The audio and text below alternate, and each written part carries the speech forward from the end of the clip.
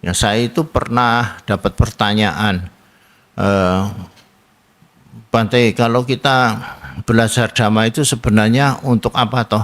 Loh, lah itu kan untuk mengetahui sebenarnya hidup kita ini bagaimana gitu. Hidup kita ini misalnya ya yang sekarang ini kita alami adalah apa akibat dari yang lampau, yang sekarang menentukan yang akan datang. Itu seperti itulah yang harus perlu kita ketahui sebenarnya. Dan kemudian apa yang kita dapatkan ini semuanya juga tidak bisa selama-lamanya kita pegang atau kita alami, semuanya itu juga bisa mengalami perubahan. Ya, kesenangan, kebahagiaan itu juga bisa berubah. Penderitaan juga itu bisa berubah. Tidak selalu orang menderita, yo tidak. Tidak selalu orang itu bahagia, yo tidak. Tidak selalu orang itu sukses, yo tidak. Tidak selalu orang itu gagal, yo tidak. Ya sebenarnya itu kan, nah kalau bisa menyadari seperti itu, rasanya hidup itu jadi ya melihat hidup itu seperti melihat ya demikianlah adanya hidup ini.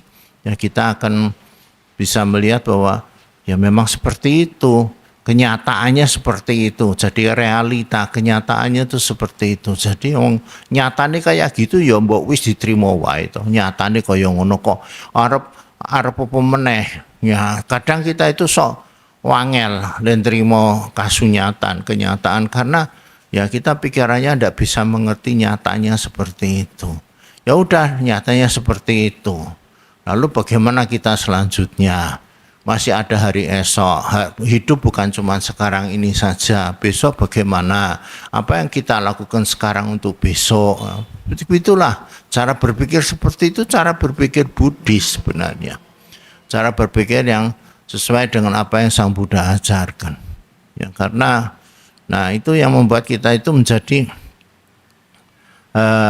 bisa menerima realita dan bisa kemudian kita ya melakukan usaha atau daya upaya ya untuk yang akan datang ini seperti apa baiknya begitu.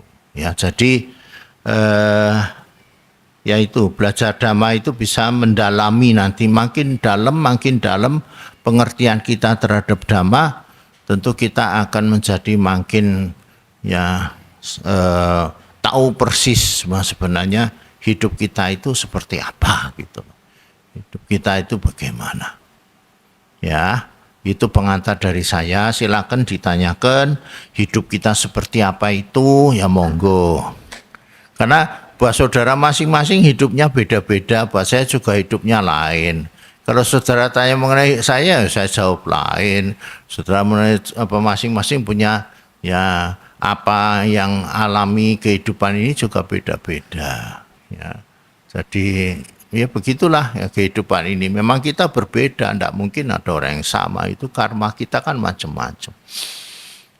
Kadang-kadang kita sok sawang sinawang ya delok kon kok penak ya uripmu ya, aku kok ora penak. Ya coba dilakoni.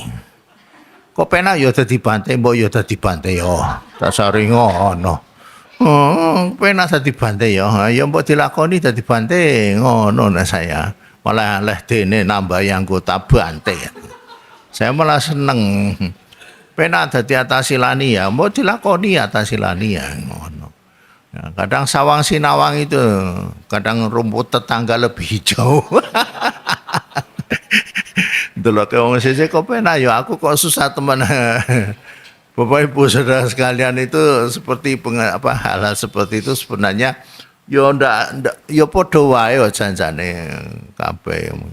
Mungkin kitanya saja yang melihat bahwa orang lain itu tampilan itu belum tentu loh dalamnya. Itu sebenarnya dalamnya sama saja. Cuman persoalannya itu dukanya itu bervariasi. Ada yang banyak, ada yang sedikit, ada yang cuman seberapa ya. Tapi pada hakikatnya semuanya ya duka, semua menderita. Ya kelihatannya memang rumput tetangga lebih hijau itu di luarnya, di dalamnya itu berantakan, enggak tahu. Ya, di dalam rumahnya kacau balau juga ada. Jadi ya itu harus kita nggak bisa lihat sepintas saja. Makanya saya lihat itu realita kenyataan hidup itu memang ya nggak bisa hanya dilihat yang luarannya saja. Ya, jadi tapi kalau kita belajar dhamma kita akan tahu. Tapi kalau kita tidak belajar dhamma seringkali kita bayang-bayang ke jare bante ya, kayak jane rumputnya hijau tapi jerone berantakan, iku jare. Nah, ya memang jare. Ya memang jare. Soalnya kita kalau kita belajar dhamma, oh lah iya, memang semuanya itu ya selama kita masih menjalani kehidupannya ada saja persoalan, ada permasalahan, ada kesulitan, ada masalah itu ada saja. Dan masalahnya macam-macam, masing-masing orang punya masalah sendiri-sendiri, kesulitan sendiri-sendiri gitu. Nah, kita yang menghadapi kesulitan itulah yang perlu bijaksana. Jadi semua orang punya susah sendiri-sendiri kok. Gitu. Ya, jadi jangan menganggap bahwa hanya dirinya sendiri yang susah. Enggak juga. Ya, itu terlalu egosentris malah. Kalau menganggap dirinya sendiri susah, orang lain bahagia, egosentrisnya kuat. Malah kalau dia bisa melihat sebenarnya mirip-mirip lah, sama yang enggak mirip-mirip masing-masing orang itu. Nah situ sudah meluntur tuh egosentrisnya. Ya keegoannya udah mulai luntur sehingga dia mulai melihat bahwa ya kenyataan ya sebenarnya tidak ada ego atau dirinya sendiri itu yang spesial, mungkin spesial menderita atau spesial bahagia itu tidak ada. Ya sebenarnya yang ada ya kita sama-sama ada kelebihan ada kekurangannya seperti itu. Jadi itu faktor ego. Memang kita itu di dalam dhamma ya juga disebutkan kan faktor ego ini pegang peranan ya. Sehingga seringkali membuat kita itu tidak bisa melihat kenyataan yang sesungguhnya, realitas sesungguhnya. Ego kita sok gawe-gawe, ya, sok misalnya kita tidak merasa dirinya lebih hebat, merasa dirinya lebih segala-galanya, padahal enggak begitu juga. Merasa paling menderita, itu juga ego. Paling bahagia yo ego, paling menderita yo ego, podo-podo ego itu janjane. Ego itu macam-macam ya saudara. Ada yang merasa paling bahagia juga ada, paling menderita juga ada. Ya, yang tengah-tengah paling separuh menderita, separuh bahagia juga ada. Itu juga ego. Banyak ego. Jangan dianggap cuman sombong saja, tapi sebenarnya rendah diri juga ego. Hati-hati. Jadi merasa saya rendah, minder, itu ego juga. Kadang orang salah mengerti. Orang salah mengerti apanya orang yang ego itu kan orang yang sombong, yang angkuh, yang merasa hebat, merasa luar biasa. Enggak juga. Sebenarnya ego itu bukan cuman itu. Ya.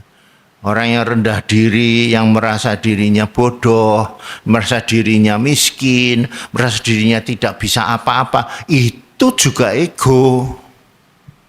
Hati, itu juga ego. Ya, itu juga aku sebenarnya. Atta. Loh, saya malah bicara atta ini jadinya. Itu juga atta, karena di situ ada konsep, ada satu anggapan bahwa saya itu bodoh. Anggapan itu loh, saya itu bodoh. Aku kira iso, aku iki melarat, aku iki ra duwe. Itu ego, saudara. Anggapan itu sudah ego. Lah anggapan itu bisa negatif, bisa positif. Itu anggapan itu yang tadi saya miskin, bodoh itu yang negatif. Yang satunya lagi sisi yang lain, kaya, pinter. Nah, itu anggapan terhadap hal-hal seperti itu. Yang jadi ego itu anggapannya, anggapannya, anggapan dirinya itulah yang jadi ego. Aku iki apa? Aku iki wong tua, aku iki itu juga ego sebenarnya. Aku ini biku, aku ini dokter, aku ini itu kena ego juga. Ego status merasa diri, anggapan bahwa nah di situ akan membuat apa orang menjadi ya kalau sudah menganggap seperti itu dia punya sikap ya, sikap yang yang nampak sekali. Jadi tingkah lakunya, ucapannya itu akan kelihatan sekali bahwa dia merasa hebat, merasa lebih daripada yang lain. Nah itu di situ yang seringkali membuat kesulitan, membuat masalah, penderitaan itu menjadi masalah buat diri kita dan orang lain. Kadang-kadang akan muncul penghinaan, toh merasa diri hebat, dia akan menghina, merendahkan yang tidak seperti dia. Atau kalau ada orang lain yang mau seperti dia, oh itu menjadi rival, musuh yang berat sekali. Makin egonya gede, itu rasa musuhnya itu makin gede banget. Sulit orang seperti itu untuk bersahabat, sulit orang seperti itu untuk namanya bersaudara atau dekat satu sama lain, tidak. Biasanya dia akan selalu jaga jarak dan dia akan selalu tidak suka karena memang dia akan mempertahankan egonya dia akan merawat, menjaga egonya dia. Itu namanya atta. Jadi itu sebenarnya hanya anggapan pikiran, saudara. Anggapan pikiran kita. Ya, anggapan pikiran kita. Ini perlu dimengerti ya, anggapan. Jadi kita menganggap bahwa diri kita itu seperti itu. Anggapan seperti itu. Nah, itulah yang disebut ego. Nah, padahal kalau menurut Sang Buddha itu sebenarnya itu hanya anggapan saja. Itu hanya bentuk pikiran yang kalau dalam bahasa Dhamma itu disebut sangkara atau bentuk-bentuk pikiran. Itu satu pemikiran-pemikiran saja yang muncul. Jangan digenggami, jangan dikuat-kuatkan, itu jangan. Ya. Ya, terus Bante kalau disebut saya Bante bagaimana? Boleh menyebutkan saya itu Bante. Kalau Bulani mengatakan saya itu guru, boleh. Tapi tidak usah kenceng-kenceng lenggemi. Tahu enggak? Kalau Bapak Ibu, saya ini misalnya pemimpin atau saya ini ibu rumah tangga atau saya sebagai apa saja. Ya memang seperti itu. Memang saya kan ibu rumah tangga Bante. Saya memang pemimpin, saya memang biku, saya memang guru. Ya memang kenyataan seperti itu. Hanya permasalahannya itu kalau dia terlalu kenceng terhadap itu, anggapan itu terlalu kuat, itu jadi ego, jadi atta. Kalau tidak terlalu kuat, sebenarnya tidak jadi atta, tidak jadi ego, tidak jadi aku. Sehingga tidak bermasalah sebenarnya. Tidak ada masalah kalau tidak terlalu kenceng, tidak terlalu kuat. Ya, kalau saya ditanya, Bante ini siapa? Apakah bukan biku? Ya, mesti saya ngomong biku dong. Masa saya ngomong bukan? Lah bohong, sarene. Saya dudu aku. Terus kepiye iki? Lah ngomong angel loh. Ya mesti tidak paham juga orang seperti itu. Tetap harus mengatakan saya itu biku. Oke, saya biku. Cuma tidak usah terlalu kenceng, tidak terlalu berlebihan lah menganggap saya sebagai biku. Sehingga ya sudahlah kalau ada orang misalnya diajak tidak mau anjali, yo rapopo lah. Arep anjali yo kena, arep namaskara yo kena, ora namaskara nggih mboten napa-napa. Dijai salaman ora gelem misale. Yo nek egone ora dhuwur ki yo ora masalah. Tapi nek egone dhuwur dadi masalah. Wah. Nah itu egonya dhuwur. Tapi nek egone ora dhuwur ya ora masalah janjane. Yo ben wae ra apa-apa. Itu itu ndak ada ego sebenarnya. Ndak ada ego berarti ya kita datang ndak diceluk, kita datang mungkin ya ndak di apa ndak disambut gitu ya. Ya tidak apa-apa, kita datang itu mau ke wihara juga tidak usah diundang, emang ke wihara harus diundangi. Kasihan pengurus wihara pakai nyebari undangan, capek. Kadang-kadang ada begitu, saya datang wihara tidak disambut, jadi kadang-kadang saya mikir juga, memang datang di wihara perlu ada sambutan ya. Saya sudah mikir sebenarnya itu. Emangnya datang wihara ini perlu undangan, ya, invitation, undangan. Orang datang wihara kan ya silahkan toh, wihara terbuka, diundang tidak diundang kan silahkan masuk. Yang penting ya harus mengikuti tata tertib wihara. Tata tertibnya apa? Masuk ruangan, sendal dilepas, ya sendal dilepas, sepatu dilepas, pakai pakaian yang sopan, ya begitulah yang dia lakukan. Sudah. Ya mau disilakan, silakan pada masuk, silakan duduk, ya duduk, begitu sudah selesai. Dengarkan dhamma, udah dengar dhamma. Ora semang bahwa wah aku teko kok ora ono sing nyambut, ora ono sing nyeluk, ora ono sing ndelokke saya. Lho nek didelokke terus malah risih lho Saudara. Lah dikira maling. Lah iya toh, dikira iki maling po ya. Wong teko-teko ora tau teko dadi teko. Ora usah mikir begitu. Kadang-kadang saya pernah sih begitu. Saya mikir orang Buddha kok mikirnya kayak ngene ya. Iki egone piye ya egone. Lalu saya larinya ke ego itu. Itu ego itu seperti itu. Jadi ini salah satu contoh daripada ego atta yang kelewat besar, yang menganggap bahwa saya itu sebagai orang tamu yang harus dihormatin. Entah ya begitu ya. Kan apa ndak lucu kalau datang ke wihara seperti itu begitu. Ya ndak usah pakai ego. Yang melatih mengurangi ego. Kalau belum bisa menghilangkan ego, mengurangi ego. Silakan tanya sekarang. Nah, oh itu sudah ada Mas yang mau tanya. Sambil tak ngombe di sini Mas ya. Selamat malam Bante. Oke. Yang saya tanyakan cara menyemangati datang ke wihara karena saya ya termasuk bodoh lah gitu aja. Terus baca aja ndak lancar, paritada ndak ada yang hafal. Ora apa-apa. Saya dhisik ya ora hafal kok. Apa kabeh iki wong ning kene do hafal? Ya ndak juga, Mas. Ora apa-apa. Ya didatangi, yang penting Mas tahu kalau datang ke wihara itu baik, berguna, bermanfaat. Datang. Dah. Yang kedua Bante, mau mendidik anak biar apa? Biar disiplin, tapi aku takut besok kalau aku tua ndak takut dibalas gitu loh. Gimana Pak? Apik toh disiplin malah. Tapi kan sini mau tapi takut besok ndak dibalas kalau pas aku tua gitu loh. Oh, nggak dirawat.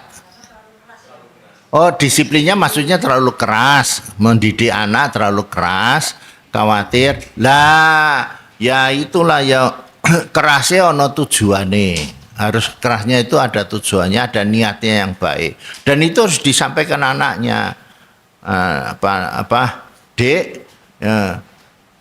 kalau sudah mulai agak besar ya, tapi anak masih kecil ya mungkin belum ngerti ya, tapi sudah agak besar dikasih udah tahu. Kerja sama udah masih udah SMP. Nah, ya itu dikasih misalnya, Dek, kamu itu saya suruh sekolah, ben uripmu sesuk ki kepenak. Nah, dijelaskan itu, ben uripmu besok kepenak.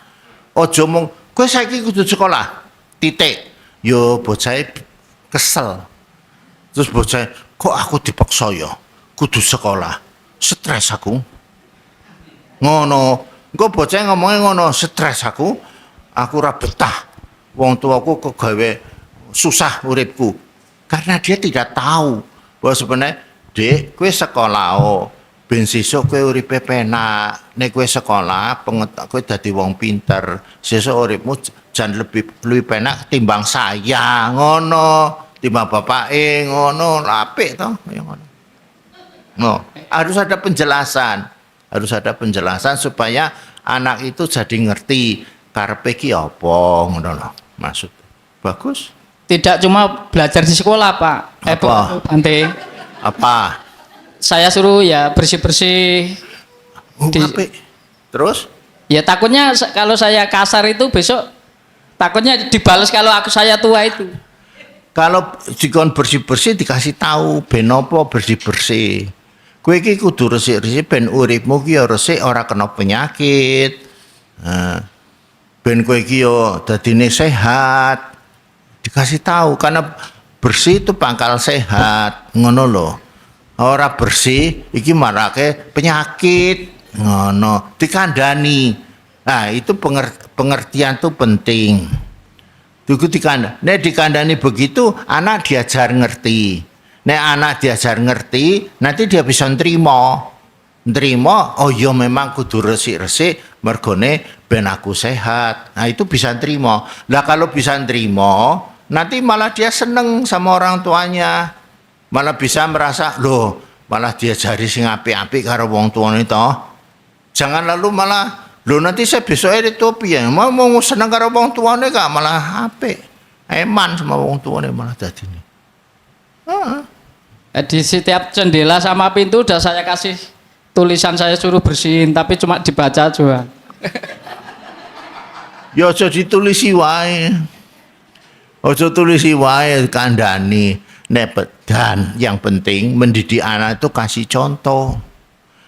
Bapak bisa mengatakan bersihkan itu. Mbok yo bapak ngresiki, ngajari anake kon resik-resik. Ayo padha bareng-bareng karo bapak resik-resik. Dadi bocah iki nglakoni iki mergo ana sing nyontoni, ana sing ngejak, ana sing ngejak. Sosone bocah-bocah ndak ada yang ngajak, itu ya wegah. Soalnya orang ana sing nyontoni. Ngono. Lah itu jadi kita harus kasih contoh. Misalnya kalau apa namanya nek esuk tangi jam semene, ya wong tuane kudu tangi jam semono. Aja anake kon tangi jam 5, wong tuane tangi jam 8. Engko wong tuane bocah ngomong, "Aduh, enak jam 8 ya. Garek jam 5 kon tangi." Katanya kalau ayahnya bangunnya terlalu pagi, subuh sudah bangun, bikin susah katanya. Lah, ya itu nanti dikasih tahu. Sebenarnya saya itu bangun pagi itu supaya kamu sehat, supaya kamu bisa semangat. Nah, itu diberi pengertian, diberi penjelasan gitu. Supaya anaknya itu diajak berpikir. Anaknya itu diajak berpikir. Dan kalau anaknya sudah diajak berpikir, ya tentu dia akan bisa mengerti, bisa terima. Ya tentu anak yang jangan anak yang PAUD loh, ya anak PAUD ya harus mikir. Tapi anak sudah SD sudah bisa mulai mikir. Ya, itu nanti ya dijai ngerti, dijai komunikasi, jam omongan. Nah. Ya, si ngomongi kurang pinter. Kurang pinter sing ngomongi. Wis ngono. Sing ngomongi kudu luwih pinter meneh. Tantangan kena bocahku kok ngeyel lho. Piye carane ben ora ngeyel? Ngono. Kandhani mending sing kenceng, sing bola-balik, sing sregep. Sabar dadi wong tuwa kuwi. Ya. Yang penting itu di situ juga sebenarnya ada unsur ya bagaimana orang tua mendidik anak. Ya anak itu, jadi istilah kata itu dia apa berbuat baiklah sama anak-anaknya, ya berbuat baik pada anak-anak. Jadi bisa dikatakan apa yang dilakukan orang tuanya itu kebajikan buat anak-anaknya. Tapi ya itu harus pakai pengertian supaya anaknya ngerti, paham, karpe opo, nah itu, nah begitulah yang bisa membuat anak itu bisa mengerti. Ya memang tidak bisa sekali ngomong langsung mengerti. Ya kudu bola bali.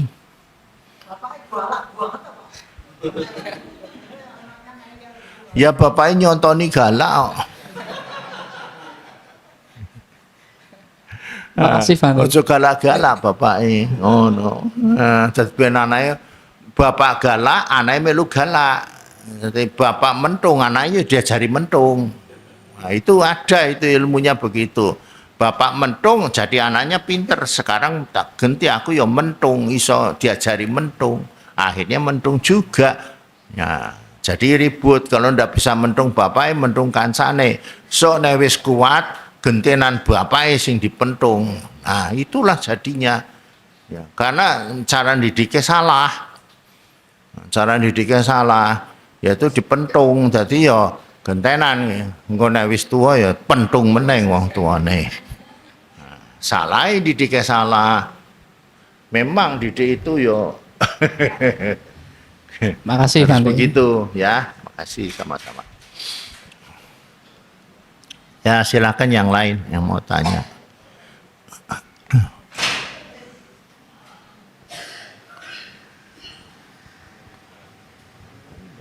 Bante, untuk urusan dengan Atta tadi Bante banyak apa menyentuh itu. Sebenarnya Enggak apa-apa, silakan. sebenarnya seberapa besarnya Atta ini merusak kalau dilihat di zaman sekarang nih yang kelihatannya kan memang teknologi itu memperbesar Atta loh ya. Ya jadi misalnya Instagram, apa selfie, lapor kalau mau makan di foto. Ini sebenarnya kan egonya yang pamer, mau jempol. Lalu kelihatannya juga hasilnya kerapuhan mental. Ini kok akhir-akhir ini luar biasa Bante. Jadi misalnya aja patah hati terjun, bunuh diri. Yang barusan terjadi juga sudah jadi dokter residen itu merasa dia dibully. Itu apa dokter loh Bante. Jadi akhirnya bunuh diri. Nah hal seperti itu kalau dikaitkan sama Atta dan bagaimana The Buddha mengajarkan supaya hal-hal itu tidak terjadi, gimana Bante? Thank you. Justru kalau kita punya Atta yang kuat, itu malah mentalnya, kekuatan batin kita lemah. Coba kalau Attanya kuat ya, Attanya kuat, itu kesadaran kita lemah. Kalau saya bicara langsung, mungkin apa yang dimaksud kekuatan batin Bante? Kesadaran, mindfulness lah. Mindfulness, kesadaran kita itu lemah. Jadi kita dikuasai oleh itu yang namanya Atta itu. Dikuasai, kebalikan. Atta kita kuat, itu jadi di situ anggapan dirinya itu, jadi kita seperti di apa ya istilahnya, cengkram oleh ego itu, ego yang kuat sekali sehingga dia tidak membuat yang namanya kesadaran diri, mindfulness itu tidak muncul. Nah kalau orang tidak punya kesadaran diri sebenarnya sangat lemah, mentalnya lemah. Artinya apa? Ya tatkala misalnya dia mengalami kesulitan, mengalami sedikit masalah, mengalami kegagalan, nggak tahan. Karena kesadarannya itu tidak bisa untuk menopang, itu tidak bisa. Jadi kalau orang yang kuat itu bagaimana Bante? Orang yang kuat itu orang yang meskipun dia sulit, masalah banyak itu, kesadarannya itu masih bisa kuat, masih bisa terjaga gitu loh. Jadi artinya dia masih bisa menyadarin dan masih bisa, istilah kata itu ya membuat dia itu tidak berpikir yang negatif, ya, tidak berpikir yang negatif. Dia bisa ini masalah, ini kesulitan. Dia sadar. Ini saya bicara kesadaran mindfulness. Ini masalah, ini kesulitan. Ini yang harus saya hadapin ini. Nah itu dia sadar seperti itu. Dia tidak akan mempunyai pikiran, aduh saya bunuh diri, saya apa, saya ini kan kesadarannya lemah sehingga dia mikir ke sono. Dia pikirnya ke sana. Kalau dia kesadarannya kuat, dia tidak akan memikir seperti itu. Ya, tidak akan memikir hal-hal yang bahkan yang fatal seperti itu, mau membunuh dirinya begitu. Ya karena dia punya kesadaran yang kuat. Tapi kalau kesadarannya lemah, ya udah, dia akan terbawa oleh apa yang dia pikirkan itu. Itu kan kayak meditasi toh. Kalau kita meditasi kesadarannya kuat, kita pada objek, ya kita akan tetap terjaga. Tapi kalau meditasi kesadarannya lemah, itu akan terbawa oleh bentuk-bentuk pikiran, termasuk ego, termasuk segala macam kama canda, biapada, ya, kenikmatan, kebencian itu ke bawah sana ke sana semua, melayang-layang pikirannya tidak jelas kemana-mana. Itu nanti pikiran bisa memikir yang jelek-jelek, bisa memikir wah janjane ya sudah tidak seneng sama orang itu ya, tambah lebih tidak seneng lagi, tak pateni kowe ya. Kapan aku iso mateni kowe? Lah dadi mikir ke sono. Lah apa ndak elek toh itu seperti itu. Karena kesadarannya lemah. Kalau dia menyadari bisa sadar kan berhenti. Lalu kita kembali pada objek napas atau objek apa yang kita meditasi. Balik situ lagi. Nah, kalau itu kesadarannya diarahkan pada objek tertentu. Gitu. Nah, kita dalam hidup ini juga membutuhkan ya kesadaran itu. Ya. Yang bisa jadi ya itu kayak kita menggunakan nafas misalnya, menggunakan objek yang lainnya, metabawana atau yang lainnya, ya objek-objek meditasi yang membuat kita itu menjadi tidak akan berpikiran buruk, tidak akan berpikiran jelek. Kalau dia ambil contoh dia mikir yang itu saya sudah menderita segala macam pada saat meditasi, akhirnya lalu dia pikirnya saya penak bunuh diri wae ya, penak bunuh diri wae. Ya betul-betul dia mau bunuh diri karena kesadarannya tidak ada. Ikutin bentuk pikiran, ngikutin yang namanya bentuk-bentuk pikirannya itu. Ya, karpe itu diikuti, keinginannya itu diikuti, ya jadinya dia akan betul-betul kepingin bunuh diri ya, kepinginnya itu sudah satu bentuk keinginan, tinggal diperkuat saja. Perkuat, dia betul-betul bunuh diri karena keinginannya udah kuat sekali gitu. Tapi kesadaran. Padahal orang mau bunuh diri itu juga susah sebenarnya. Apa orang bunuh diri itu gampang toh? Nggak gampang loh saudara. Ya kecuali kalau mentalnya ada mental yang tidak sakit ya lain. Tapi kalau kita orang waras itu misalnya mau minum baygon aja itu mikir janjane mambu nih serai nak. Bapak saudara pernah membawin baygon itu baunya ndak enak. Ini kalau kesadarannya kuat mungkin dia turun ndak jadi. Kesadarannya kuat karena dia sadar ini baunya ndak enak. Ini baunya bikin sesak, turun, tidak jadi. Tapi kalau kesadarannya lemah, naik, masuk. Tapi kesadaran itu kan harus didasari pandangan benar dulu, tak Bante? Kalau pandangan benarnya belum ada, gimana dia bisa, kesadarannya bisa kuat gimana? Pandangan benar bahwa bunuh diri itu tidak benar. Nah, waktu pikiran mau bunuh diri itu muncul, kita kan kesadaran itu bisa kayak center sokle gitu. Ini salah, rem. Jadi rem. Kalau pandangannya keliru sudahan ya nggak jalan dan kewaspadaannya gimana Bante? Itu pandangan sendiri. Kalau dia sudah pandangannya keliru ya dia akan ke sana. Ya pandangannya salah. Itu micaditi, sudah pandangannya salah. Gitu. Tapi ada juga orang yang memang pandangannya itu enggak punya pandangan. Nah itu yang sebenarnya yang perlu belajar pandangan benar. Soalnya pandangan salah ini juga susah dijadikan pandangan benar. Wong itu juga ada ego di dalamnya sono. Meskipun salah tapi benar menurut dia. Ya, ego lagi. Ego itu yang membuat dia itu meskipun salah jadi benar. Meskipun itu bunuh diri itu salah, orang banyak ngomong salah, tapi menurut dia itu satu-satunya jalan yang paling jos gitu.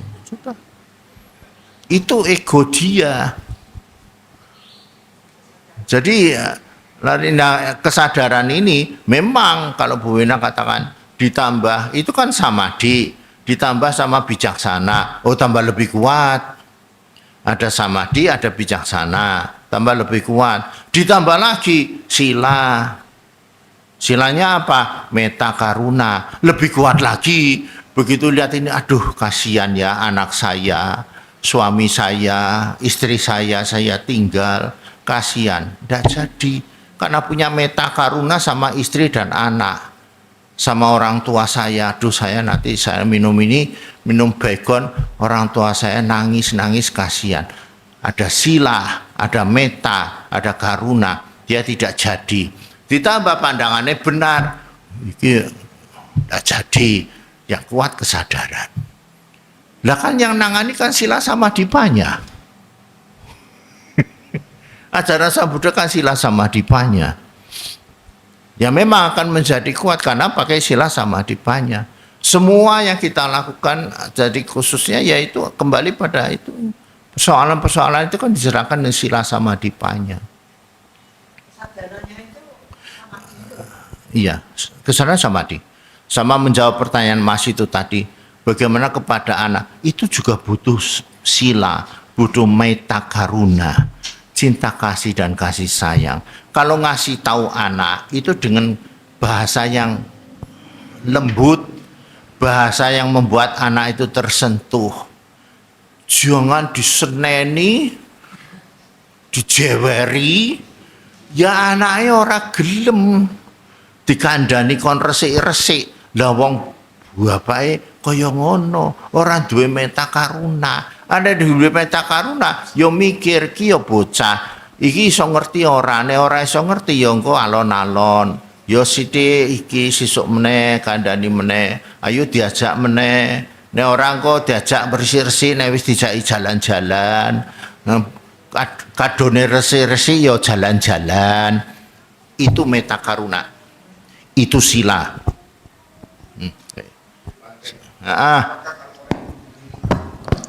Apakah dia tidak punya tujuan hidup? Dia kan bisa bunuh diri kan berarti dia nggak ada punya target hidup. Dia mau jadi apa? Ya terus pertanyaan. Nah, maksud saya itu apakah yang tadi orang bisa bunuh diri, maksudnya dari diri orang tersebut yang bunuh diri itu dia tidak punya target hidup kalau pandangan saya ada Bante. Ya dia pandangannya salah. Tujuan hidup juga tidak ada. Bante. Ya itu salah itu termasuk pandangan salah. Itu yang namanya tidak punya panya dalam bahasa agama Buddha, pandangannya salah, pengertiannya salah. Ya, micaditi, pandangan salah. Bahwa sebenarnya kalau sudah bunuh diri selesai urusan, itu pandangan salah. Nah itu kalau orang punya pandangan seperti itu, ya itu bisa saja melakukan begitu karena pandangannya salah. Maka itu ya pandangan ini betul harus diperbaiki ya dengan belajar dhamma, ya belajar ajaran-ajaran kebenaran ini ya. Lalu kita punya pandangan yang benar bahwa sebenarnya meninggal dunia, bunuh diri dengan cara bunuh diri itu kasihan. Itu apa? Melanggar sila nomor 1 ya.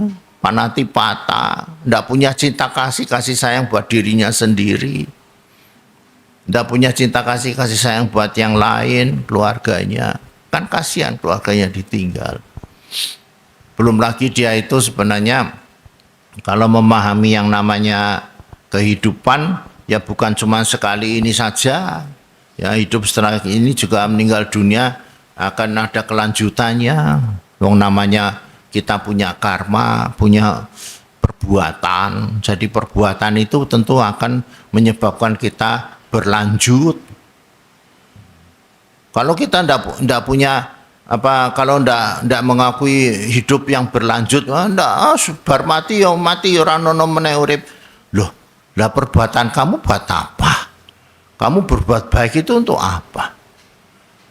Kalau perbuatan baik itu kamu lakukan kemudian kamu lakukan itu apa? Kan itu semua adalah yang menyebabkan kita itu menjadi hidup seperti sekarang, hidup yang akan datang, itu karena kebajikan kita. Kalau tidak ada kebajikan kayak kita tidak bisa hidup sekarang ini. Bante, ada yang berpikir gini, ya udah memang saya udah mati ya sudah, besok lahir lagi saya juga nggak tahu kok saya ini Terus siapa. saiki lahir meneh kok tidak tahu piye to ya. Dulu besok lahir Lah lagi. ya nah besok lah padha saiki to. Demi Saya jawab begitu biasanya. Loh sekarang ini kelanjutan dari yang kemarin. karena Ya aku kemarin itu kan lah, kalau kemarin buh ra weruh. Lah wis ku saiki sing weruh terus piye ki saiki? iya, Nah, harusnya saya balik gitu, kayak gitu. Bante. Heeh, saya bilang loh, lah sekarang kan kamu juga sudah menderita. Nah itu. Heeh. Nah saiki kowe dadi kaya ngono lah mergo wingi-winginen kaya ngono. Nek kowe saiki apa uripe penak ya mergo wingi-winginen sing apik. Ini Sing yang marake terjadi, penak. yang terjadi gini, anaknya ini ABK, anak berkebutuhan khusus. Terus ibunya diberitahu bahwa anak itu diberi keterampilan karena kognitif kurang, Iya, iya. keterampilan untuk bisa hidup. Terus besok gimana kalau kamu sudah meninggal, anak ini nggak punya keterampilan, nggak bisa hidup dengan benar. Ya enggak apa-apa, besok aku kalau mati ya sudah enggak tahu anak itu gimana gitu. Itu pandangan salah. Lah ya, hah?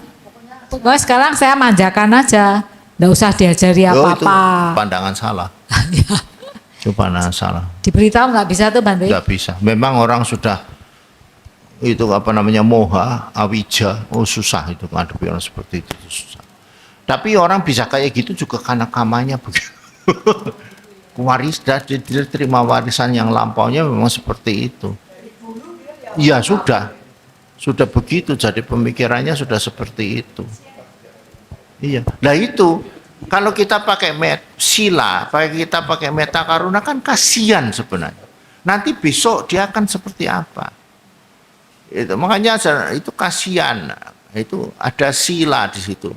Nah itu meta karuna. Dia kalau kita pakai itu dia akan nangani anak itu dengan sebaik mungkin. Ya dipersiapkan untuk besok-besok lah. Gitu. Tapi kalau dalam kasusnya tadi, Bante, orang tuanya punya pandangan salah bahwa saya selama saya hidup, anak ini akan aku turutin dia maunya apa. Padahalnya anak ABK. Jadi karena hubungannya dengan moha, dengan ego, saya malu kalau anak saya itu tidak universitas, misalnya gitu. Jadi sebenarnya anak ini matematika ya nggak ngerti lah misalnya, tapi harus sampai dijelaskan ke yang olimpiade. Tapi dia megang pisau aja nggak bisa, bersih-bersih nggak bisa.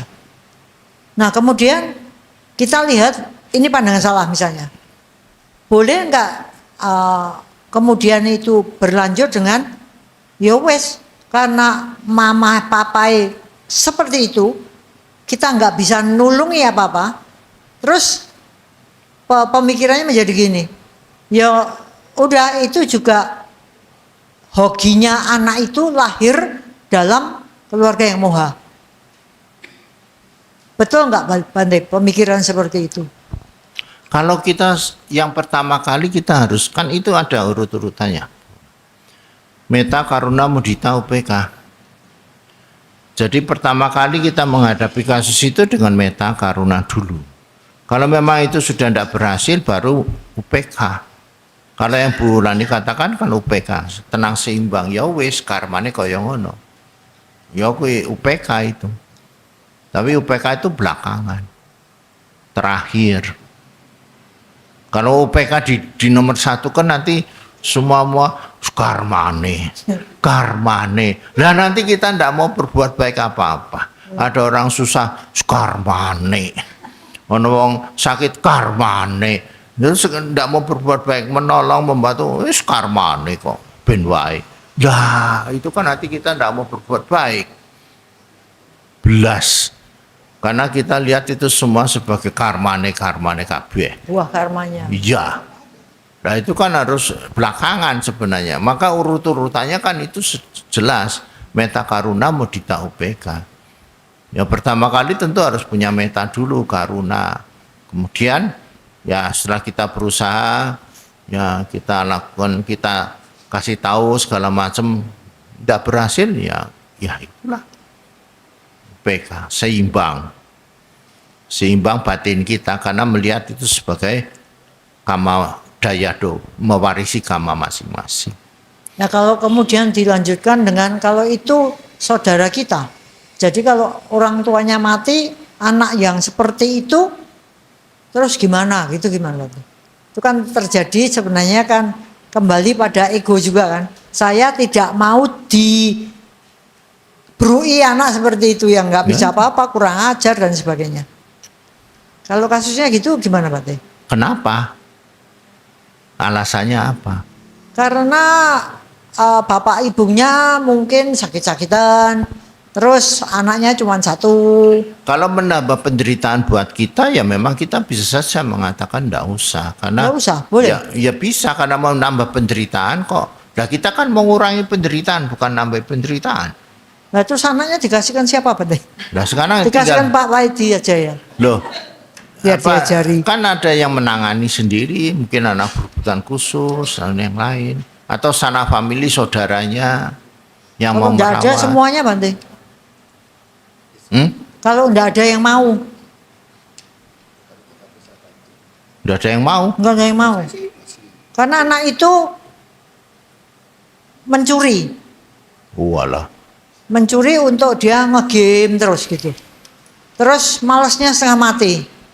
Terus ada hubungannya dengan toileter, jadi dia bisa ngebrok di celana meskipun sudah besar misalnya. Jadi ada kerusakan di itu. Jadi itu menarik, ngeri ya maksud saya ya. Jadi anak ABK Sebenarnya itu ya itu nanti kembali pada keluarga.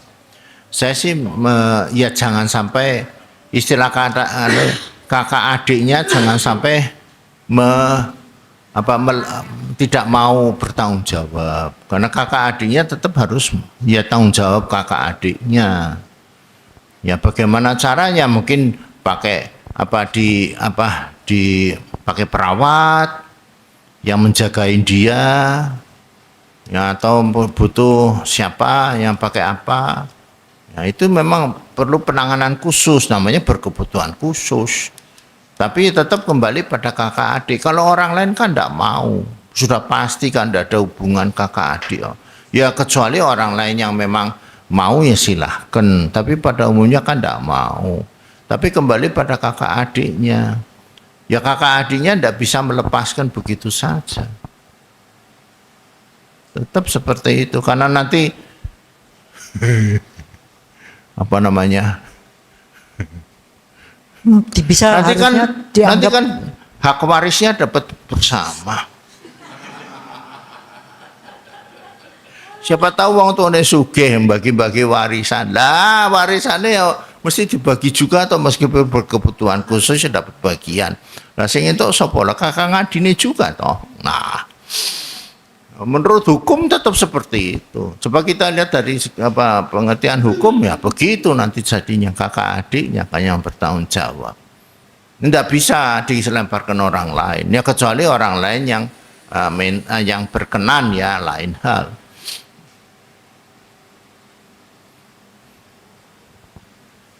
Monggo. Wah, Malam, ini Bante. mau tanya, silakan Mas.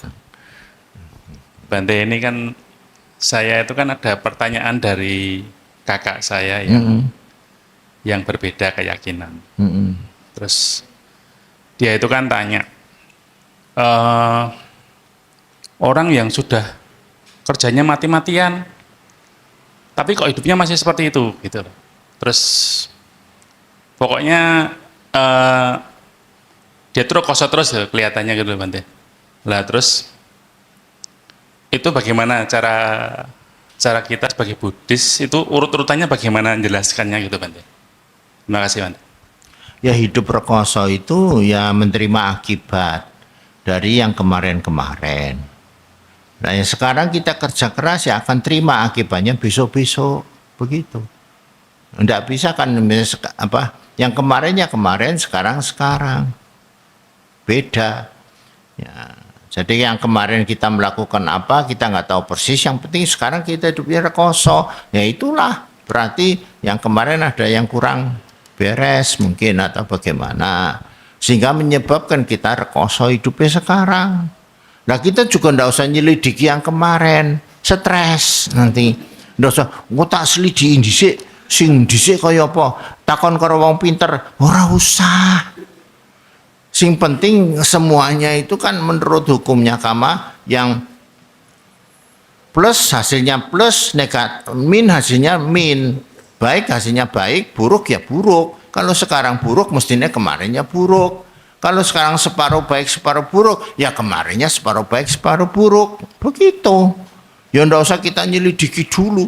Mau stres nyelidiki kayak gitu kan susah. Habis waktu nyelidiki seperti itu.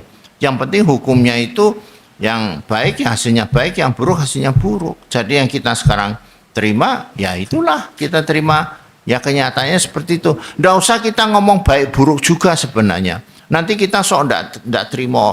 Opo yo to aku dhisik elek. Wong guna saiki apik. Wong egone kan ra gelem disalahke. Balik meneh ego. Nah, mesti egone ra gelem disalahke, dianggap elek ora gelem mosok elek. Aku kan wong apik.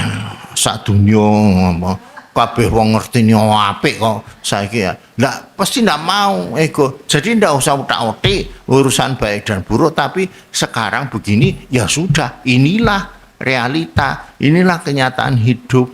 Yang kemarin tentunya ya yang menyebabkan ini beginilah. Yang menyebabkan kita menjadi seperti sekarang ini. Itulah yang menyebabkan saya menjadi seperti sekarang ini. Nah, sekarang yang saya lakukan sekarang, nah ini lain lagi ya. Yang saya lakukan sekarang itu buat besok. Nah, apa yang saya lakukan sekarang? Ya, pokoknya apa yang saya lakukan ya yang positif-positif, yang baik-baik misalnya, yaitu besok saya akan terima akibatnya. Tapi kalau sekarang saya melakukannya yang negatif, ya besok juga akan terima negatif. Ya, jangan protes, jangan menolak. Memang ya mesti begitu. Ya kenyataannya harus begitu. Jadi ya udah terima yang sekarang begitu. Ya sekarang kita banyak melakukan hal yang positif untuk yang ke depan, untuk yang akan datang. Lah kalau ke depan masih susah Bante, susah terus, masih susah terus Bante, ora wah-wah, itu berarti yang kemarin-kemarin yang memang susah terus sampai sekarang tekan mati Bante. Yo memang yo koyo ngono. Nah, saya jawabnya begitu. Dulu-dulunya itu kita banyak berbuat yang ya saya katakan dalam tanda petik jelek atau buruk yang menyebabkan sekarang menjadi seperti sekarang. Kok ora obah-obah ya Bante? Ya iku berarti ya oke banget sing dhisik, sing dilakoni. Ben saiki ya ora obah-obah tekan mati Bante. Iya iso wae tekan mati ora koso uripe. Bisa saja karena yang kemarin itu terlalu berat. Ya apa yang sudah kita lakukan yang buruk. Nah lalu kebajikan saya bagaimana Bante yang sekarang? Kan ranono gunane aku ngelakoni kebencian. Nah di situ yang saya akan masukkan, itulah kita perlu tahu kelahiran kembali, tumimba lahir. Karena banyak orang yang menolak tumimba lahir.